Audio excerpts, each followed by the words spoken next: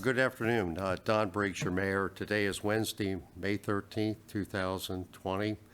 Today I'm joined by our county executive, Jan Gardner. Thank you for visiting with us. It's so kind of you to come up here. I know you're very, very busy at this time, all things being equal, if that works. The county executive is a graduate of Notre Dame University. I'd love to talk to you about football today, but I think we bumped a little bit.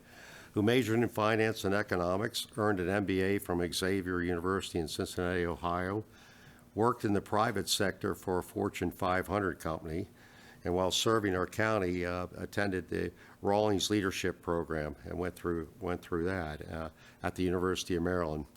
Been a Frederick County Commissioner 1998 to 2014, President of the Commission 2006 to 2010, first County Executive 2014 to present, State Director for Barbara Mikulski at one time, and Maryland Top 100 Woman of the Year 3 times, and married, last count was 34 years, mother and grandmother.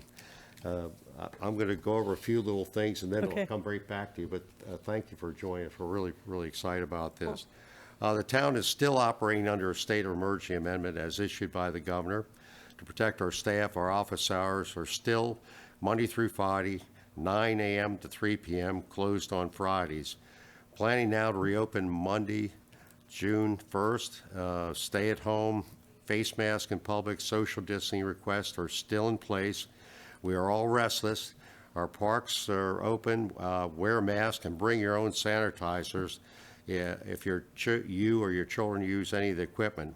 Water is turned on at the dog park. We may not have Little League Baseball starting in June. We will find out. We're waiting to hear from that. Still working under Governor Hogan's April 24th 3-stage recovery plan, Maryland Strong Roadmap to Recovery. Governor Hogan has a press conference this evening at 5 p.m. and we've got something we want to attend to there. It's a slow rollout. The first stage, stay at home and place ban, still there. Ban on opening parks. It's floating around as to use. No gym activities. Looks like a lot of responsibilities are going to be handed off to the county and their municipalities for the slow rollout. Stage 2, transportation, still in the waiting. Final stage would be to permit higher risk gatherings such as attending concerts and going to church. But before that first stage, we have to have a leveling off or downward trajectory of at least 2 weeks. And we're somewhere in that, and the governor is allowing a slow rollout. We have 34,812 cases in Maryland, 1,694 deaths. That's up 51 people.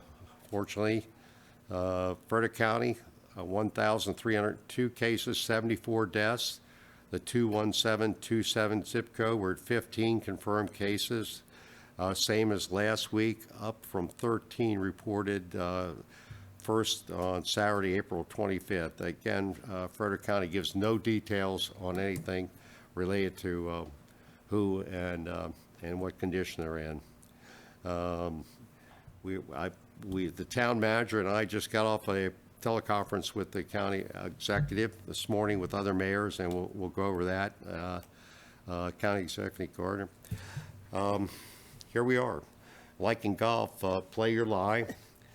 If you're in the sand trap, get out of it. Or as Churchill said, if you're going through hell, keep going. Never stop. Thank you for joining us, and anything you'd like to tell us or ask us, please, it's floor is yours. Thank you. All right. Well, thank you so much for having me, Mayor Briggs. I appreciate that you're doing this effort to reach out to your constituents on a weekly basis and to provide them with information and updates, because I think it's really important for people to have accurate information and to know what's happening in their community as well as around the state.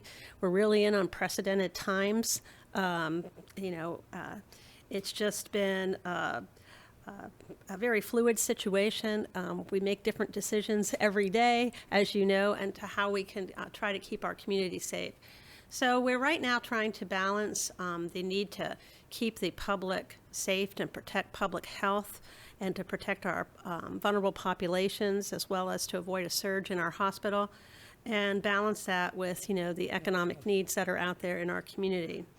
Certainly, as of this moment, the governor's stay-at-home order remains in effect statewide. As you noted, we do anticipate that there will be a press conference that the governor will have at 5 p.m. today.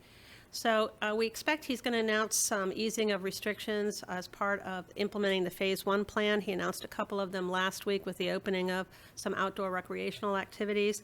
And we have decided collectively within Frederick County that the county executive and the municipal mayors will all work together on any implementation of the phase-in of activities and the easing of restrictions.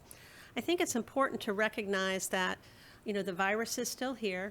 Certainly it is everywhere. And, we see a greater incidence where there are more people in urban areas. It tends to have spread a little bit more than in some of our rural areas.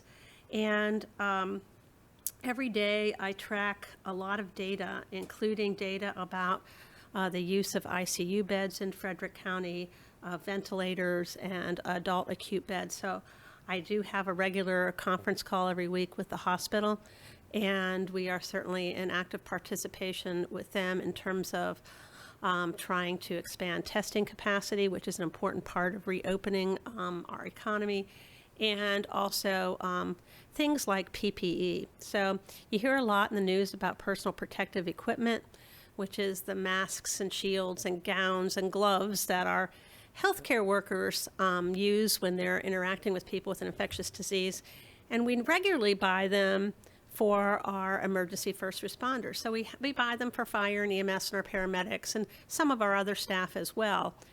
But right now, in an emergency, we are trying to acquire PPE for community need. So we try to make sure that the hospital has what they need. We try to make sure that our nursing homes and our dialysis centers and a variety of others have what they need. And there have been a lot of requests from people who are essential workers, whether they're grocery store workers or there are other people that have had to be out there to make sure that we can buy food and go to the pharmacy. We've had a lot of requests from the private sector for PPE as well. So while the situation with personal protective equipment has improved, it still is, there still is a shortage, and there's still unknown when we're going to get deliveries in. So we don't know any longer what's in the federal national stockpile, which then goes out to the state and then out to the counties. We certainly are trying to buy as much PPE as we can, and I know our healthcare providers are doing the same. You may have read in the newspaper last week that some of the staff in our County Division of Utilities and Solid Waste Management designed a UV light disinfection system for N95 masks, and in case we have a shortage of those. And so while we talk about this opening of businesses, I think it's important to put it in the context of, do we have enough PPE? So a nursing home I talked to today said, well, we have a 1-week inventory of masks, and they thought that would put them in good shape. So you can see it's not like we have big inventories of things and we're constantly trying to keep up with it. So we still have shortages of certain things like gowns and some of the N95 masks, particularly the small size. I know these things. And so we also try to make sure that, we can give our nursing homes, we've had a lot of concerns in our nursing homes, and we're trying to make sure that our nursing homes have that personal protective equipment as well. So that remains an issue out there. The majority of the testing that has been done in Frederick County has been done by Frederick Health Hospital through their drive-through, and they continue to operate that drive-through every day. They do ask people to come through that have symptoms because there aren't enough tests to just test the whole population. You don't have to necessarily have a doctor's order, but you do have to have a reason to be tested. There also tests some people who are vulnerable populations. If people come in and say they're concerned because they have an underlying condition, they may get tested as well. So to ramp that up further, we still need more tests. So you probably heard the governor announce 2 or 3 weeks ago that they were going to start testing all the nursing homes. They're doing that slowly. We know they're testing in a nursing home today. In Frederick County, maybe 2 nursing homes will get testing this week.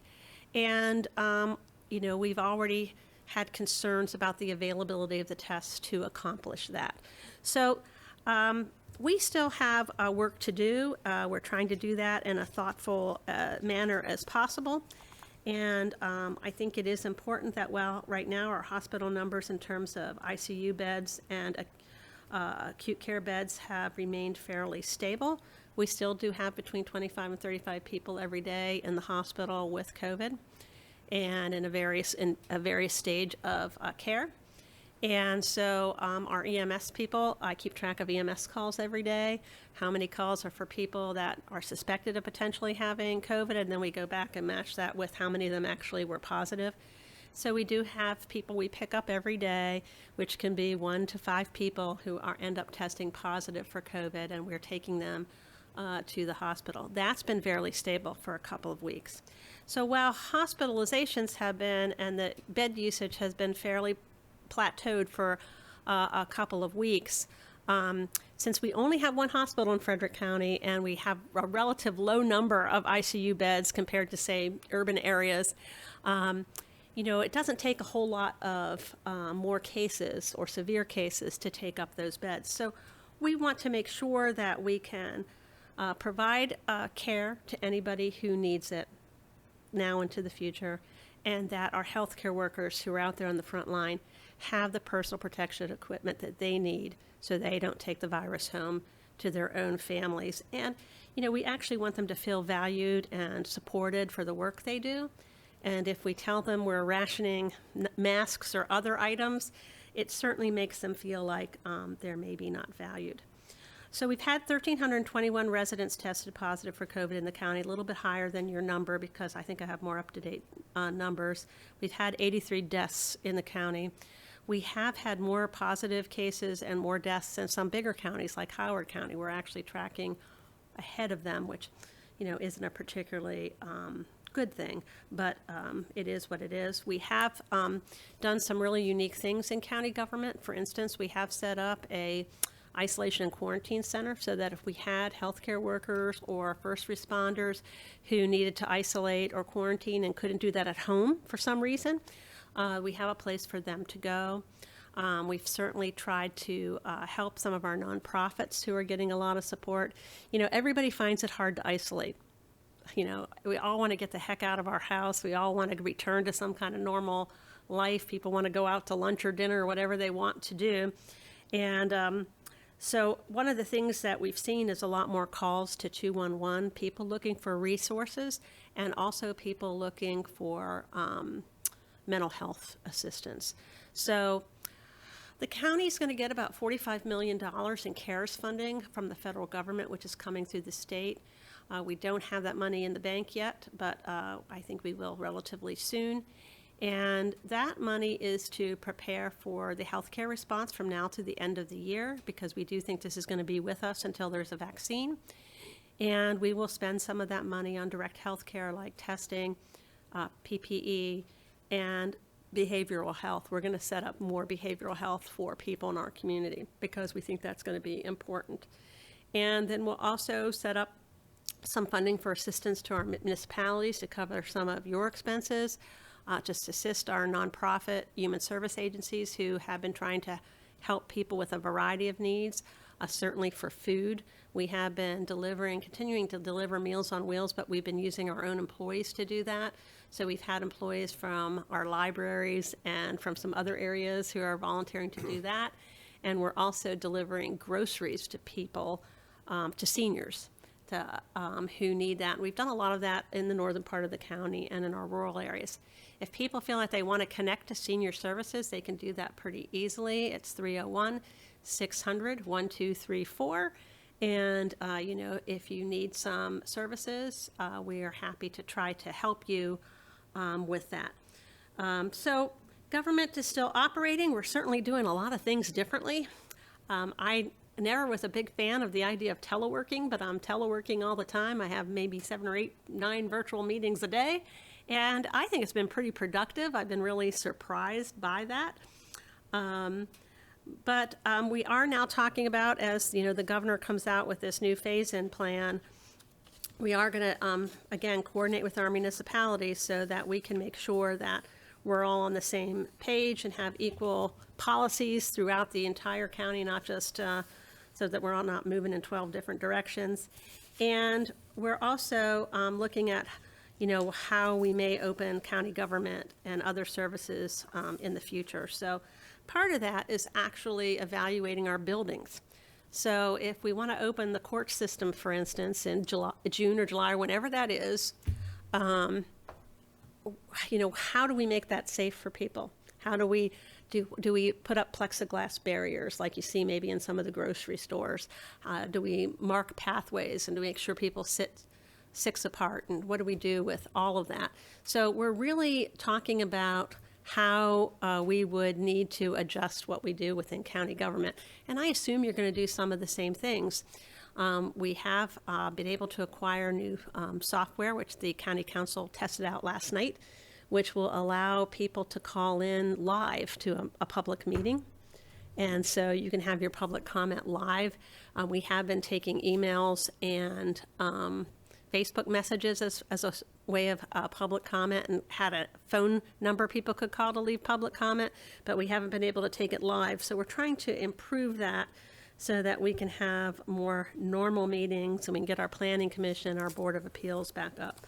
So there's a lot to do.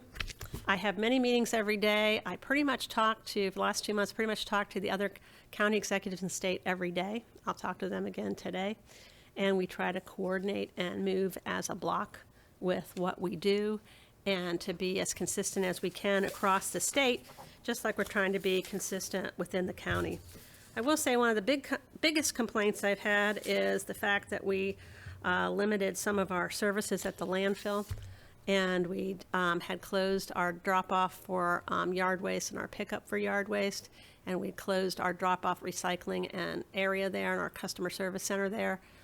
Because we don't have a whole lot of employees that work at our landfill and transfer station. And one day, we had 700 residents come into the landfill and really overwhelmed the place. And we were concerned about literally that many people coming in. People came in with children. It was just wild. And we also want to make sure our own employees stay safe and that we have a healthy employee group to make sure we can continue to dispose of the community's waste. On Monday of this week, we did open up the mulch area for drop-off and pickup of you can drop off yard waste, pick up mulch.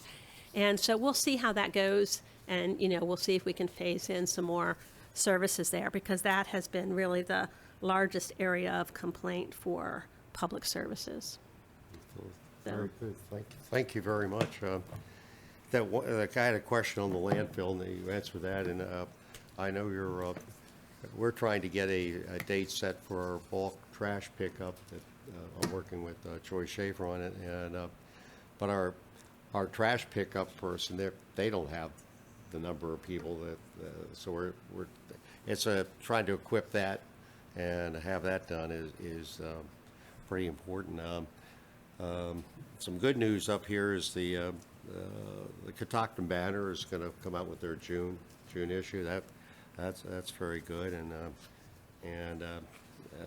we have the Mount is going to go ahead with trying to roll out their professional hospital services graduate degree school right here in town by 2021. So the things are rolling along. One of the questions I always get around here is the volunteer fire department and raising money, and they're Vision Hose probably will be by August $350,000 they've bypassed for their raising money, and they just want to be in the mix.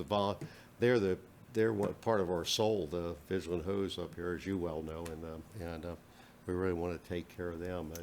Well, I can maybe help answer that a little bit. Okay. We had Kevin Fox, who's our director of volunteer fire and rescue, solicit all the volunteer corporations to ask what kind of assistance they might need.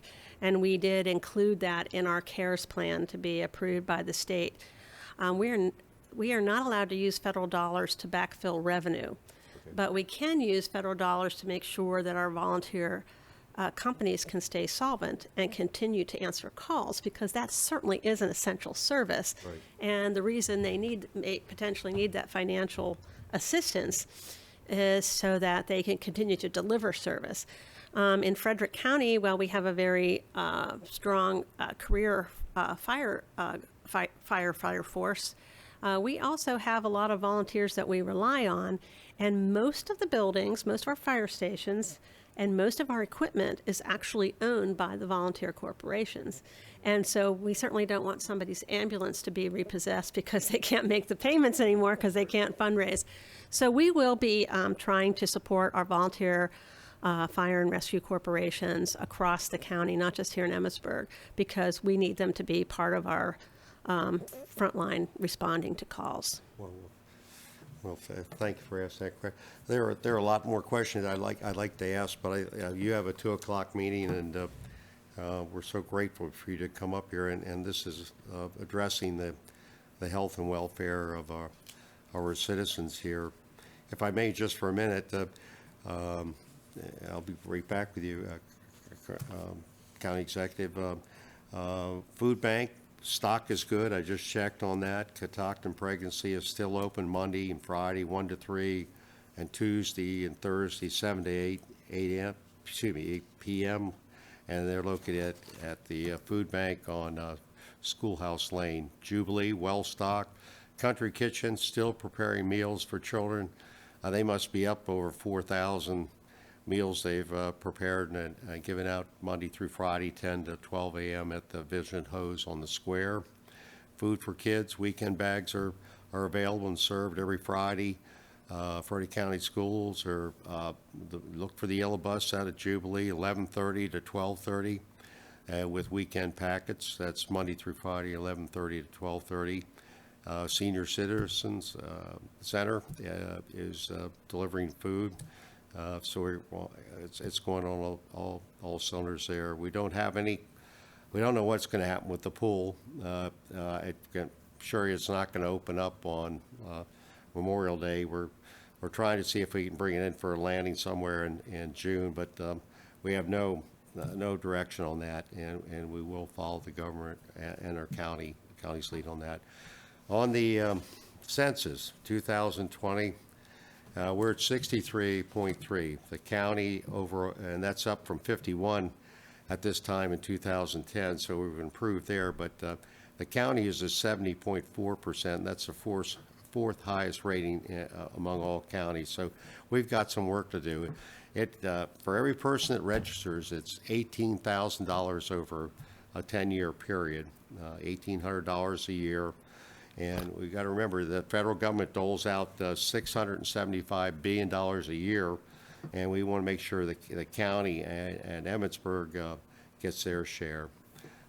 Everything's going on pace for the 39th Community Day. We will have a town virtual meeting on May 4th. That's this Monday, and that'll be just on budget. Let's see, what else we have here.